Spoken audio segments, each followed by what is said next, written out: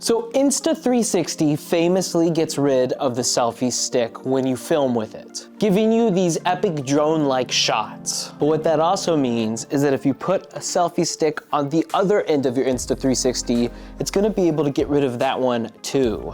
And so then you can attach something to the end of this new selfie stick like this present here. And then when you start to record, you'll see the effect that's happened. You have a floating Christmas present. And before we get started, I need to let you know that this video is sponsored by my sugar daddy, Squarespace. So basically this effect allows you to make anything look like it's flying or floating. And there's so many fun use cases for this effect. So I'm gonna show you how to set up and make the rig for your Insta360 to do this effect. So for this effect, we need to mount a selfie stick on the top of your Insta360, which means we need to get a camera cage. I'll link the one I got in the description below, but you can get these around $30 to $40 on Amazon. And we are gonna be utilizing the hot shoe mount on the top of this cage. So you need to make sure you get or order some of these hot shoe mount adapters. And so we will screw in the hot shoe mount onto the top of the cage like this. And then you can get your extra selfie stick laying around. It should have a female 1/4" thread inside like this. And then you just mount it to the top of your hot shoe mount. And then bam, you have an Insta360 selfie stick sandwich.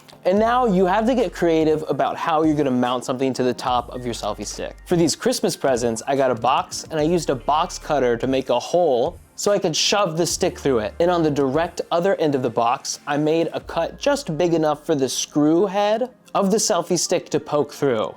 And then I screwed in a ball head mount to lock and secure the stick into the top of the box so it wouldn't shake around when I'm moving the selfie stick. And so what I did is I made these incisions first, wrapped the presents, and then I stuck the selfie stick through the holes that were underneath the wrapping paper. And then I was able to get shots like these.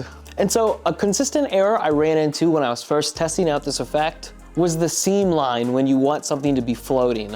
Sometimes you do get this hole left right in the middle where the selfie stick is inserted into your object. But if you bring that into After Effects and you mask out the hole that you don't want there anymore and you hit Subtract, if you come over to the right in the Content Aware Fill panel, if you select Object and then click on Lighting Compensation and set it to Strong, and then hit Generate Fill, it'll patch that hole right up, and I feel like 9 times out of 10 After Effects always crushes this for me. One more example of a creative mount I used for this trick. When I made Thor's hammer fly, I actually used a drill and I made a hole in the bottom of Thor's hammer. And then I just stuck the selfie stick right up the bottom of Thor's hammer, got on my boosted board and made it fly. Oh wait, that's actually kind of a life hack. For this effect, I was able to make the presents and Thor's hammer fly because I was on a boosted board. So I was able to hold the camera and move fast. So this effect could work if you're actually sticking this out of a car window, but be careful. If you're on a bike, you can hold it like under your shoulder like this. That's the best way to get it to fly.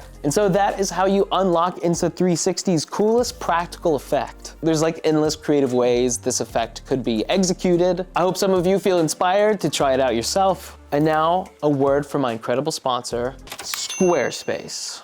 I have to introduce to you Squarespace's design intelligence. You might not know this about me, but I have the biggest collection of vintage life magazines in the world. And I want to create a site showing off this American history in a really pretty way. And so with Squarespace's design intelligence, I can create a website that looks perfect and vibey. So with these vintage magazines, maybe some cool vintage looking shapes to show off some covers, a nice color scheme that really matches the dark tones of these magazines. And if I need some assistance, they have award-winning templates. So I actually have a lot of duplicates of these vintage magazines and I want to sell them as collector's items to other people. And what's amazing about that is Squarespace has online stores you can create. So if you have products, whether that's jewelry, plants, vintage magazines, you can create a beautiful online store with Squarespace. And even better, Squarespace payments is endless. They have all the popular payment methods like Klarna and Afterpay, all the buy now, pay later options. And if you don't think Squarespace is incredible yet, well, how about the fact that they gave me a code to give you for 10% off your first website or domain. So go get a discount on creating a website that will bolster your image as a professional. Really, anybody can benefit from having an amazing website. So build it with Squarespace. Where there's a will,